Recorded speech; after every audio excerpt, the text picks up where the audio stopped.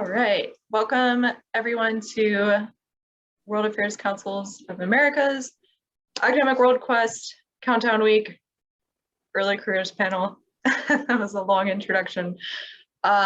Really grateful to have all of you here and really grateful to our panelists to join us. We are recording the session, so if you miss anything or need to come back, we will have it here for you, as well as for those students who are not able to join us today. So first of all, I want to get the conversation started because I'm sure there will be plenty of questions. And I'm going to introduce our moderator, Katie Ferman. Katie Ferman is the Senior Program Officer for the International Visitor Programs at Cleveland Council on World Affairs, where she manages fee-for-service initiatives. Before the Cleveland Council, Katie lived and worked in Central America and conducted research in India. In 2020, Katie earned a master's in nonprofit administration from John Carroll University. Previously, she earned a bachelor's in international studies and a bachelor's in environmental policy and management from Ohio State University. So Katie, if you would take the floor and welcome our panelists, it would be much appreciated.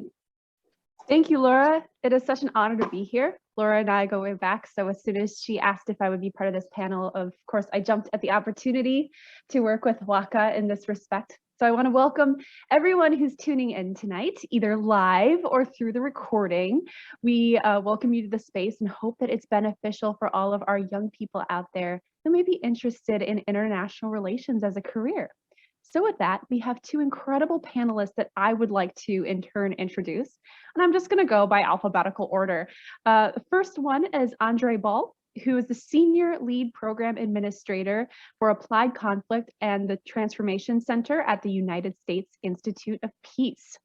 Andre Ball is the Senior Lead Program Administrator, as I said before, with the center at the United States Institute of Peace and currently assists in supporting programs with contractual, financial, and budgetary responsibilities, as well as general logistical and programmatic support.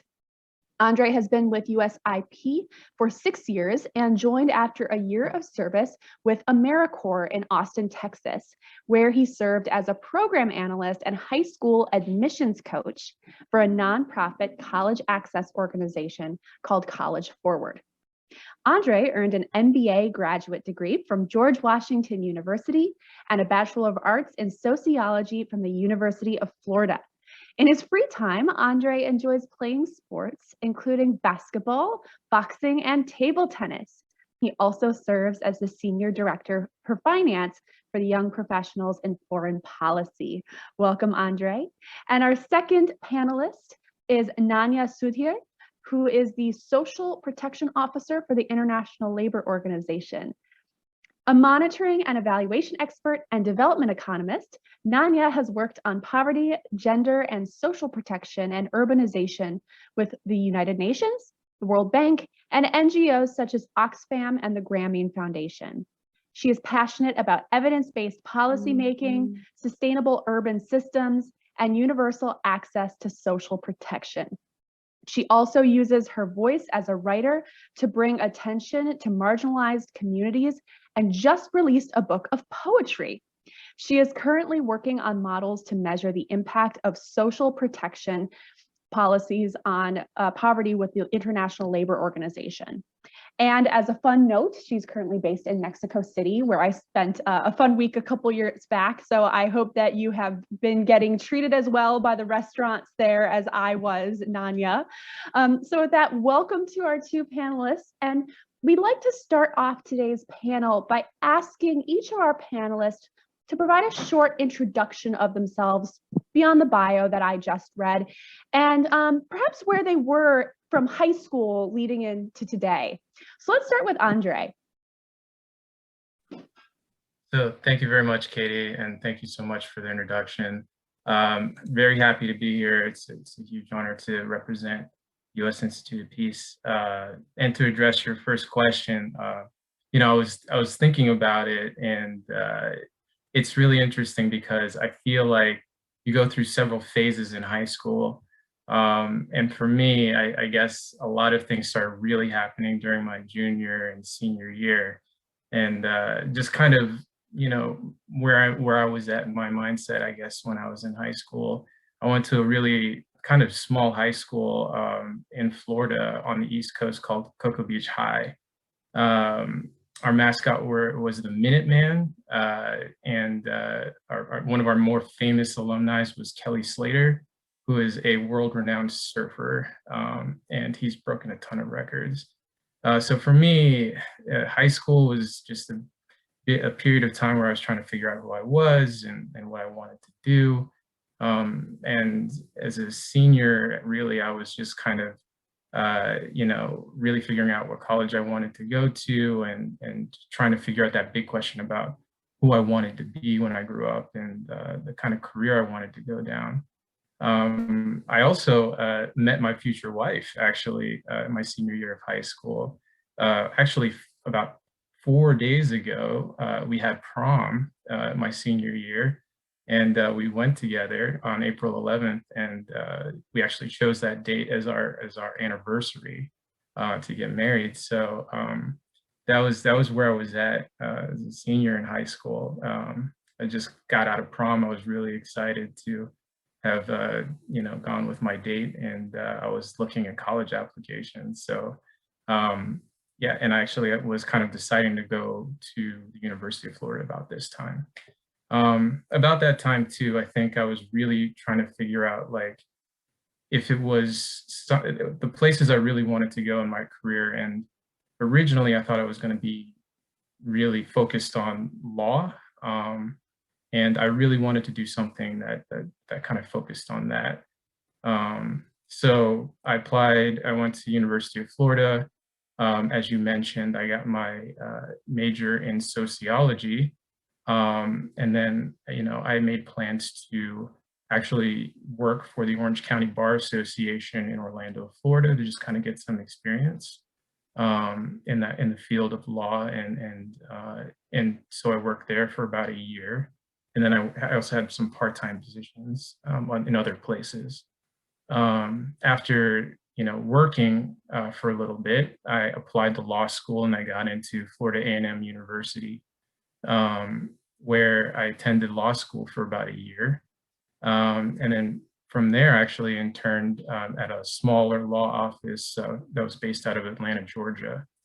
I knew my friend who had graduated from law school, and he had pretty much, you know, asked me to help him with his firm. So I did it for about 6 months. And turned out that honestly, I didn't like it. I didn't like it very much at all.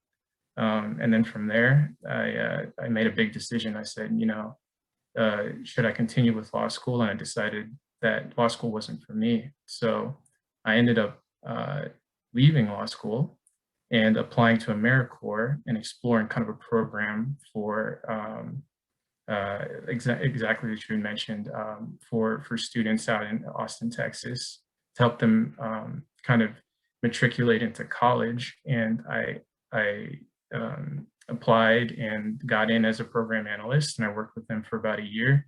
And I found it was something I really wanted to do. I really wanted to work in this kind of public sector nonprofit space, and I felt like I was really making a difference. And so I really wanted to go down that track. And so I decided after serving for my year there in Texas that I was going to go into that space.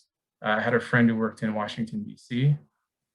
They said, hey, Andre, based off of some of the experiences that you've had and what you want to do, there's a lot of positions out here that, you know, you can kind of take a look at. And so I said, yeah, sure, why not? So I drove from Texas to DC, which was a 22-hour drive for me. And I crashed on a few couches and applied to a bunch of different positions. I had a couple of temp positions before I landed an interview at the U.S. Institute of Peace.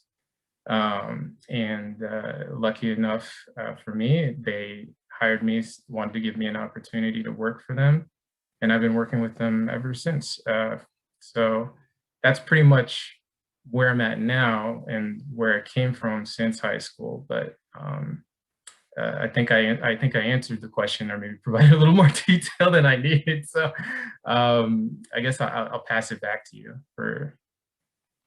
Wonderful. Yes, thank you. I think at this stage, more detail than less is fine. That was a wonderful story. And I've never driven from Texas to DC, but I've driven from Cleveland to DC, and just that enough was a lot for me. So I have a lot of respect for you making that 22-hour drive. All right, Nanya, do you want to answer the same prompt, basically your story from high school to now? Yeah, sure. Before I begin, I'd like to say I live over a very busy road, so if a truck passes by, sorry, it's just the fun parts of living in Mexico City. Yeah, so when I was in high school, well, I was in Geneva, and I was doing economics, English literature, chemistry, and I think I've had a very interesting life that led me to there.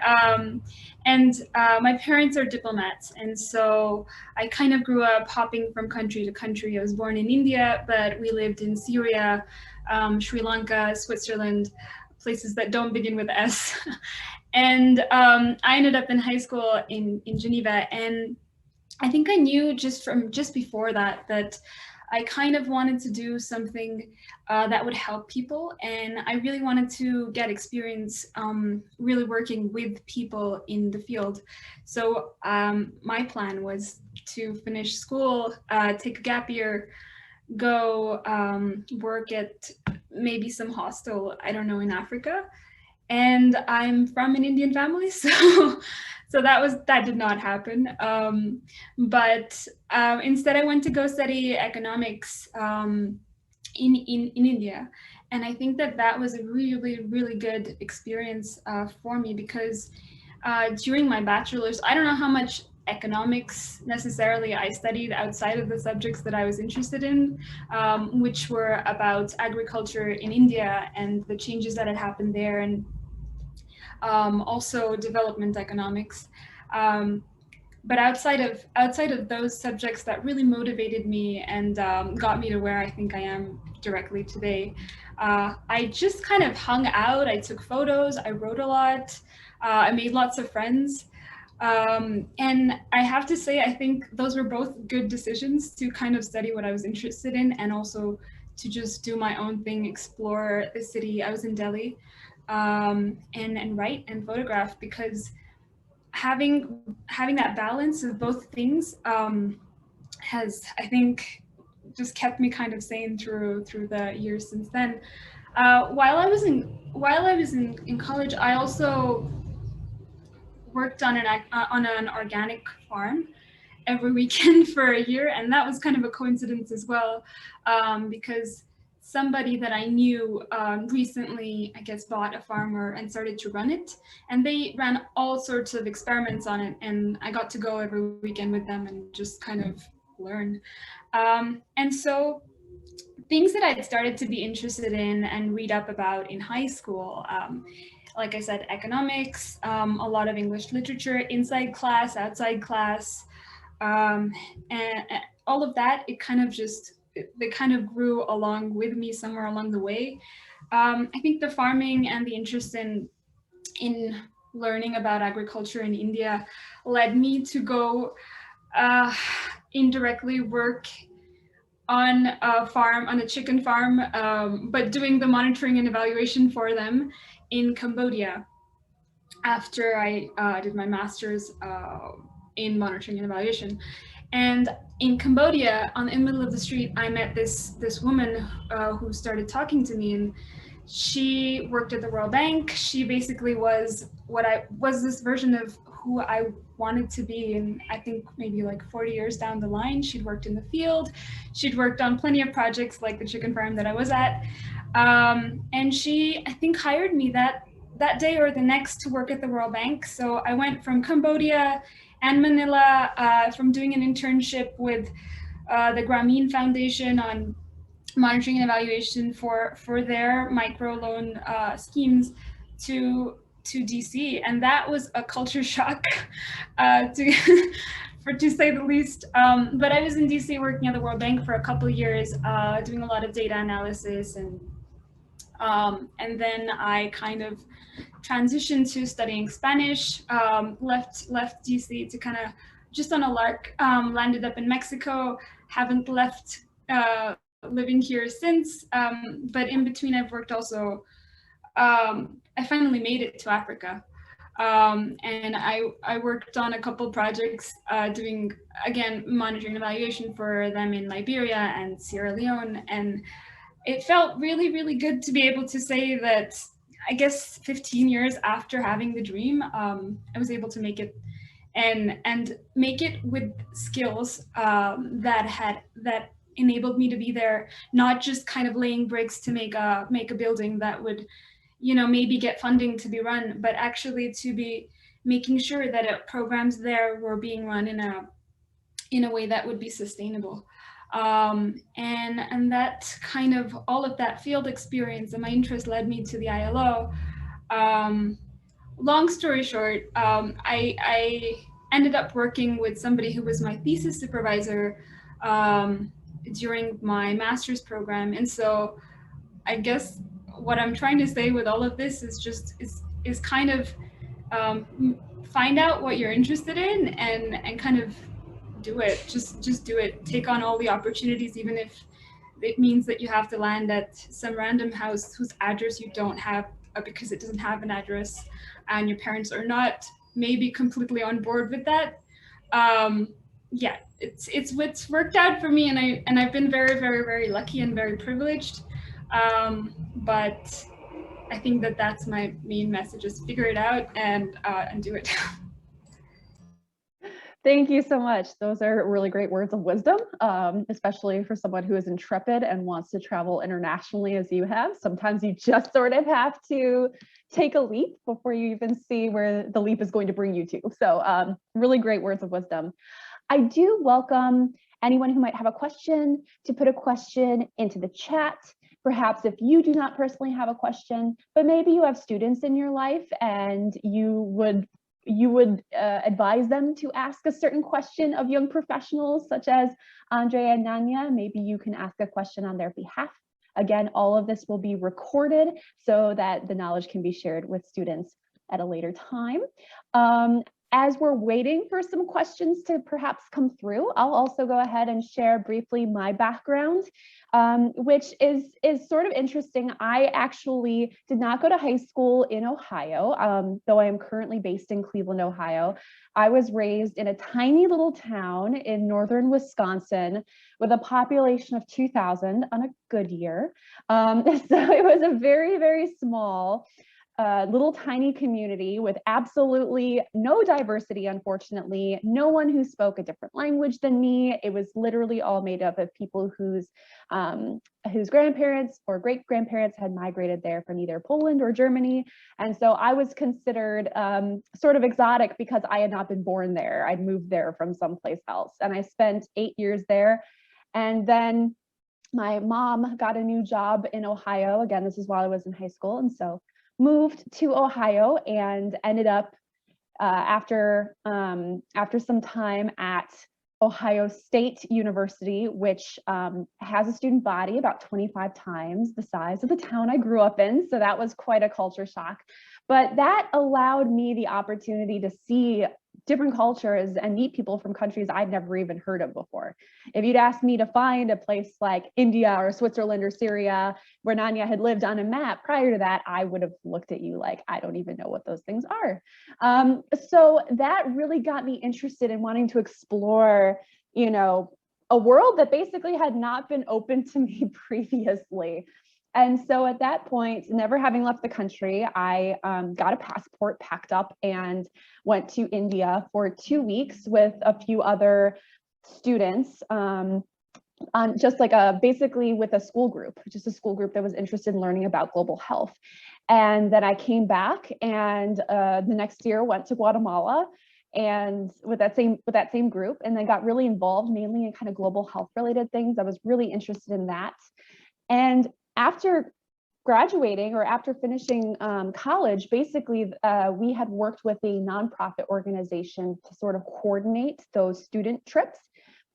And they saw me take a leadership role in those student trips, and they said, hey, you seem pretty good at this. Would you like to be a contract field director and work in Belize for the summer through our organization? And so I got paid to go snorkeling basically with students and eat amazing Belizean food, and of course run really high impact projects. So that, I guess, is to say that you know, always know and always realize that every single opportunity you have, even if it might not seem like a great opportunity, someone might be there who's watching who can really impact your life, and always bring your best to every single thing. I was joking beforehand with Laura, like I've performed to audiences of 1 or 2 people before, and I make it just as good as if I'm talking to 100 or 200 people. So with that said, that brought me basically to Central America for a little bit, and then I came back to Cleveland and started at the Cleveland Council on World Affairs. So that's my journey from small town Wisconsin to now having traveled to 13 different countries and working in international relations. So anyone can do it. We do have our first question for both panelists, so I want to segue into that from Solomon Khan. Solomon asks, Ms. Sudhir and Mr. Ball, oh, whoops. Hold on, sorry, another chat just came in. I can't see. Okay, Mr. Sudhir and Mr. Ball, what are your approaches to planning your future careers?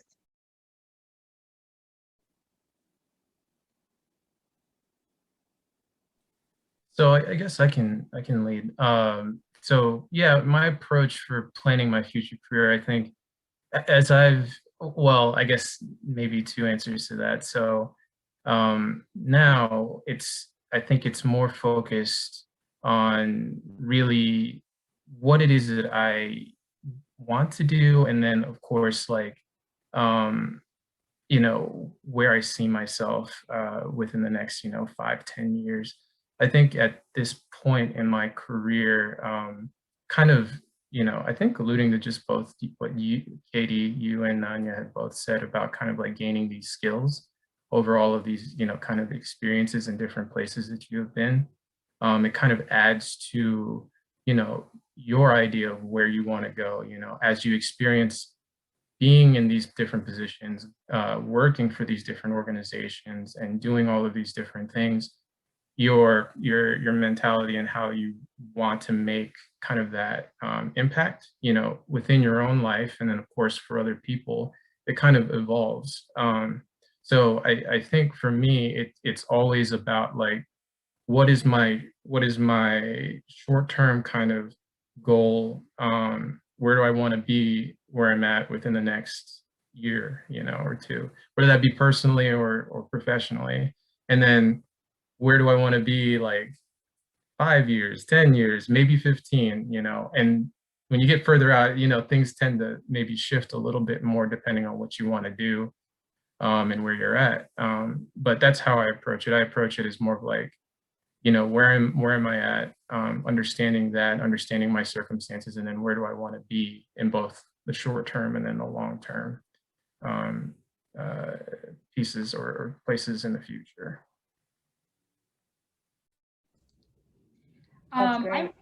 Oh, sorry, go ahead, Nanya. Sorry, no, I was just going to say that I guess I really like what you said, Andre. It corresponds very similarly to my experience. I think that in planning your future, it's important as well. You know, they always ask you that question in job interviews or in your statement of purpose for college. Where do you see yourself in 5 years? So I think it's important to think about that, and then also not be wedded to that. When I was in high school, I thought I'd be going to college in the States, and then that was the year the financial crash happened, and no schools were giving out funding, and so my plans kind of flipped 180, and I went to India instead. But having in mind kind of what I wanted to study, what I wanted to do, it was important. And then also this is something very comes from the International Baccalaureate, but also very common, being a lifelong learner. Just remembering that you don't ever stop learning, and whatever you're interested in and you feel you can pick up skills in, just kind of learning and learning that, because everything that you learn also adds up in the future. So if you've learned how to work on Excel, you can work on more complex programs. In my case, and similarly, so skills are very transferable. So in international development, which is a huge field, I think I've worked on many aspects of the same kind of thing. So it's very easy to say I work on, data analysis for poverty alleviation, but some of that involves management, some of that involves pure data analysis using coding, some of that involves just, I guess, like the boring admin office work of filing papers every day. So when I think about what I want to do in the future, it's just what excites me. What do I already have some skills to start on and that I can build on, as you said, Andre? And then also, where do I feel like I'm a good fit? For me, I think that anywhere, like, I don't see myself, for example, ever working in investment banking, because the values don't align for me. So also thinking about my values personally has been really helpful. I love that. I'm a big values advocate, and exploring your values. I think I'm known as the crazy values lady at my organization. So I would underscore that with a big exclamation point. Know what your values are, because that will help guide your decisions. We have some great questions in the chat, and I'm going to go a little rogue and kind of go out of order. So if it looks like I'm skipping over your question, don't worry, I'm just saving it for later. So we're going to go to Allison Sturma, who asked, what have your experiences been as young professionals in the larger organization you have worked, such as the ILO, World Bank, USIP, etc.?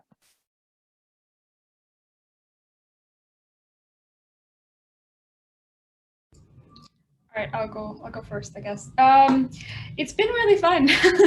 I think that as a young person interning or working at any of these organizations, the ILO, the World Bank, the UN, any NGO, people look at you and I think they really appreciate, or in my case, they did, the potential that you have for growth. Also the value that you bring in terms of new ideas, in terms of commitment and energy to work on long, boring projects that other people have kind of, that they might not have figured out the most efficient way to do, possibly. And I think that, I've been able to take that and learn from it. I also think that, for example, when I worked at UN Women, I was put in, as an intern, I was put in charge of a really big event. And actually it was the event that, there's this speech that Meghan Markle made on Women's Day. That was the event. It was me and one other person. Very, very, very cool, but also very, very stressful to be just the intern working on that. I think for that reason, I think that it was it was a big source of honor to be given a responsibility that big. And I think I really pushed myself to give back and respect that and do as much as I could for it. Turned out great. Turned out great. But that's, I think, been my experience throughout all the other organizations, that it's really that energy that people respond to very well. And coming from a country like India, where age and respect are very correlated, very strongly correlated, that's been something I've really enjoyed. What about the two of you?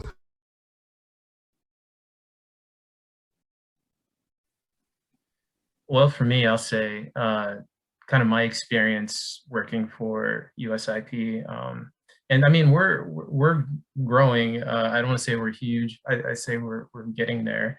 I will say that for me, I think it comes down to really experiencing, the opportunities that a larger organization can give you, like, being a part of a lot of those things that, many of the teams and many of the programs are involved with. For USIP and our mission, which is to help mitigate and resolve violent conflicts in post-conflict countries around the world. That is a very big, very large mission, and we are a very mission-driven organization. So our work takes us to many places across the world, And, you know, we interact with many different stakeholders on a lot of different levels, from you know, from state to government to civilian to military to local communities. And, you know, being a part of those programs is an experience in itself, where you can learn, where you can do things, where you can see things that maybe you have never been able to see or experience before. And those opportunities are there for a larger organization. Not that they wouldn't be there for a smaller one, but for a larger one, they're more readily available for you to, you know, get your hands on and see. And then also the people. I think, you know, for me, my experience at USIP, I've met inadvertently, you know, diplomats who have helped negotiate peace treaties across, you know, communities that have been warring for like, you know, decades. And they're the most down-to-earth, most kind people that I've ever met, that love to play, you know, table tennis, right? And so it's those kind of interactions that you're able to have as well in a larger organization with more people. And maybe those people have had these, you know, bigger experiences, and they're able to, you know, also talk to you about what you want to do and talk about their experiences and share, you know, essentially their advice that they would give to young professionals about potentially going and pursuing things that maybe they've done, or maybe things that they would do differently. And I think that's one of the like bigger advantages working at an organization with a lot of different people from a lot of different places. So I feel fortunate to have experienced that. And I think those are the two biggest things that I've taken away from working at a larger organization like USIP. Yeah, my organization's pretty small. We have 6 full-time people and 4 part-time people, but we're a small but mighty team.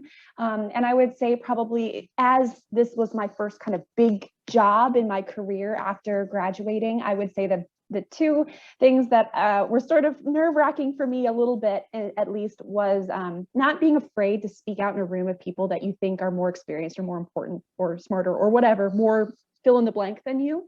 And knowing that you are a professional with lived experience and with academic experience or professional experience. And if you have a point, especially a counterpoint that you're worried to say, as long as you say it professionally, you're in a room of professionals and your voice matters too.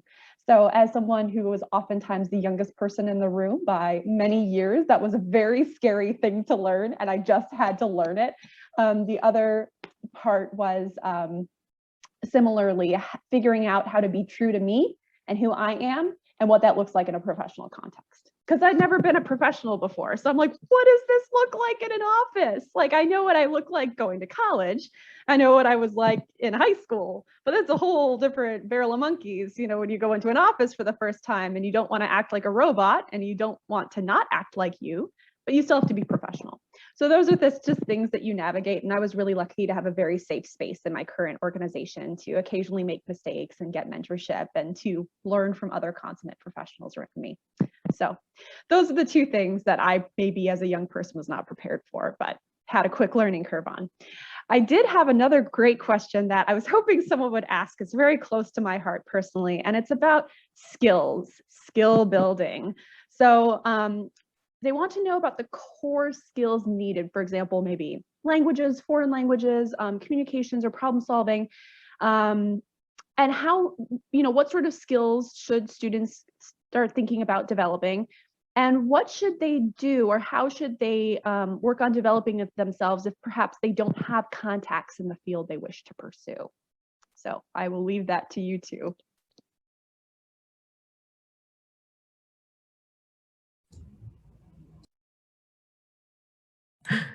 Oh, okay.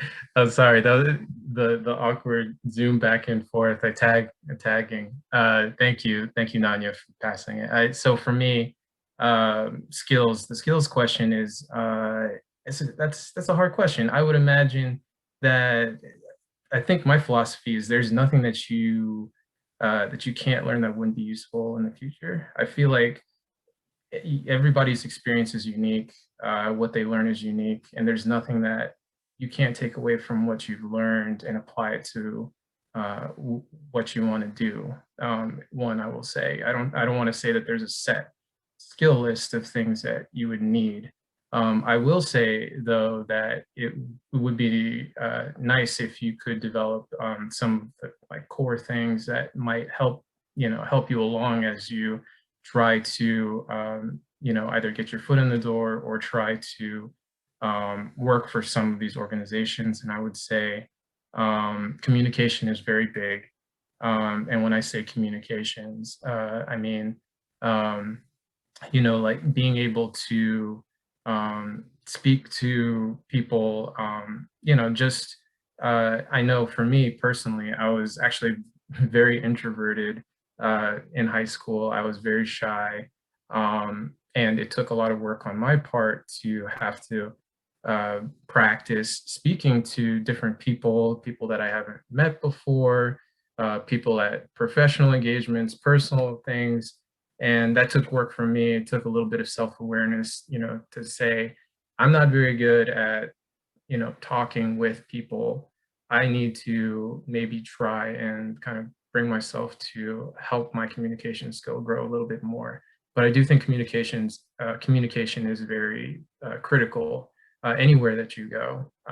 So I would definitely recommend that. And not just speaking, but also writing, like communicating via email, and like you were mentioning, the professional work environment. There is, I don't want to say there is a professional format in which you can write and speak on email, and I feel like that could also help you. And I guess another core skill that I would recommend is, we live in a world that has a ton of different technologies and different tools and different skill sets. Again, there's not any one that I would pick, but if you can kind of get some familiarity with some of those tools that are used in a lot of office spaces like Excel or Microsoft Word or any of the Outlook tools, and you kind of, play around with them, also use them and understand them on a decent level, then I think that, for a lot of places they use those types of tools. So having some sort of experience in that might be helpful. And then I think one big thing, and it's not even really a tool, I think it's just more of this, it's like a mentality, but it kind of speaks to you, Katie, about having this like, this kind of mentality that you're going to bring your best to whatever you do. You give like your 100 and 100%, and then you push a little bit more to show that you can do work and that you're willing to do that work. So having that mentality of wanting to do your best, and also, understanding that any opportunity can come along that's present within my workspace, and I can give my best to it. So I think that mentality is important to have. I guess a skill, maybe, but those would be, I guess, my top three. Awesome. Thank you, Andre. Nanya. The question was how to develop skills, or which skills? Yeah, like kind of what skills would you recommend students think about developing, and also particularly for students who might not have like connections within the field of international relations, like how to kind of get that edge, I guess, maybe. Yeah, absolutely. So the first thing I'm going to say is to read widely. And I think that this is something that has really helped me in my life. I think reading kind of allows you to step out of your comfort zone, but also your zone of access, and get into other worlds. And there's so much information out on the internet. And sometimes, and it's actually very easy to get to. And so you can really get into it. And I think that whenever I want to learn about something, even now, I just go and I deep read books or courses on the internet or stuff like that. And I feel like I'm able to get into it and learn the terminology and understand the concepts. And it's not too hard. The other thing that I was going to say is to maybe seek out mentors, people in the field of well, whatever field you're looking into that you admire. So sometimes what I advise people who are starting out or changing their careers is to go and check out the LinkedIn profiles. It's very easy. Everybody's LinkedIn profile is available online, and check out what are the kinds of organizations they've worked at. And I mean, don't stalk them, but kind of stalk them and see, well, this is kind of the path that I want to take. So maybe I could consider going, trying to work for these kinds of organizations in these kinds of roles. And for these kinds of roles, I need these kinds of skills. I think that that's one very easy way to figure out what you need. But then also the good thing is you can probably reach out to those people. If you reach out to, well, first of all, I reach out to a lot of people, and mostly people respond. People are very kind, especially in the world of international development. I think there are more people who would respond and give you an hour of their time or half an hour so that you can pick their brain and ask them, even if you have no relation to them. And I think that those kinds of mentorship calls, whether it's half an hour with someone or whether you go on and then develop a longer relationship by sharing articles or whatever you're up to, that can be something very valuable, something that I've learned a lot from reaching out to strangers and cultivating those relationships. And the third thing, I guess, is also sometimes we're really like I think it's really, really good to learn all the skills you can. And then also at the same time to sit back, turn off the internet, and try to figure out, okay, of all the things that I can learn, what are the ones that are most valuable to me, or what are the ones that come most easily to me, and really maybe develop some more depth in that area. So width and then depth, and reaching out. Awesome. All right, we're going to do a quick fire round. The last question is sort of a combination of a couple of questions that were asked. And it is, if you could say one sentence of advice to your younger self from where you are now, knowing all that you know, what would it be? I'll start. Mine is chase the crazy dream and do it with utter persistence. Andre, Nanya? Okay, mine would probably be things will turn out differently from how you expect, and that's okay, and you can handle it and grow from it. Great. For me is don't be afraid to fail. Do something new, try something new, and even if you've never done it before, and it's okay if you suck, or please don't care about what other people think about how you tried it. You're going to learn from it, and the more you fail, the better you're going to get. So please don't be afraid to just try something. That's what I would say. That reminds me of something I saw today, which said fail just stands for first attempt in learning. So thank you, Andre, for bringing it home for us like that. All right, on that note, I hope everyone enjoyed this webinar. I hope you got something out of it. And I'm going to pass it back to Laura at World Affairs Councils of America to close out for us. Thank you so much, Katie, for moderating. I also want to thank Nanya and Andre for joining us, and I apologize. There's an internet outage in Atlanta, so I hope there wasn't any technical issues that was experienced on your end, but I'm back on the cell phone. So I really appreciate those kind of quick, short takeaways at the end. That was really inspirational to me, and I'm sure to students. And so I think that is just a lovely way to wrap up this this session. And I would like to thank everyone on behalf of the World Affairs Councils of America for joining, for listening in. We're really looking forward to everyone joining us this Saturday for the national competition. We're going to have over 400 students and more than 100 teams participating, which is very exciting. And we couldn't be more excited also to have, Nanya and Andre joining us from the International Labor Organization, as well as the United States Institute of Peace. And so we appreciate the support and sponsorship from both USIP and ILO, and for sending your fantastic young professionals our way to share their incredible advice. I know that I am going to start adding some people on LinkedIn after this session. So without further ado, thank you all very much for joining us today. We will have this session recorded and shared for those of you who maybe want to look back on it or weren't able to join us tonight. So a huge shout out to everyone taking part in Academic World Quest. We're so excited to have you. Thank you very much. And thank you again to Andre, Nanya, and Katie. Really appreciate.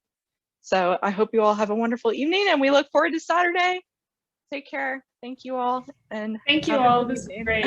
Really enjoyed it. I'll see you all on LinkedIn, right? Yeah. Thank you. See you. Thank you so much, everyone. Thanks, everyone. Bye. Bye.